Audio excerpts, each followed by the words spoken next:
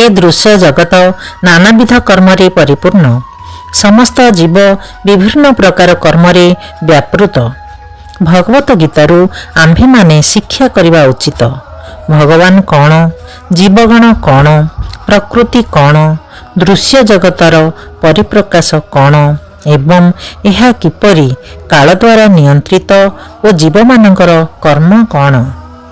ଭଗବତ ଗୀତାରେ ବର୍ଣ୍ଣନା କରାଯାଇଥିବା ଏ 5ଟି ମୌଳିକ ବିଷୟବସ୍ତୁ ମଧ୍ୟରୁ ପରମ ପୁରୁଷ ଭଗବାନ କିମ୍ବା କୃଷ୍ଣ କିମ୍ବା ବ୍ରହ୍ମ କିମ୍ବା ପରମ ନିୟନ୍ତ୍ରଣକାରୀ କିମ୍ବା ପରମାତ୍ମା ଯାହା କିଛି ଆପଣ କୁହନ୍ତୁ ହେଉଛନ୍ତି ସର୍ବଶ୍ରେଷ୍ଠ।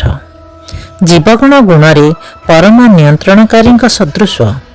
ଉଦାହରଣ ସ୍ୱରୂପ ଭଗବାନଙ୍କର ଜାଗତିକ ବ୍ୟାପାର, ଭୂତ, ପ୍ରକୃତି ଆଦି ଉପରେ ପୂର୍ଣ୍ଣ କର୍ତ୍ତୃତ୍ୱ ଅଛି।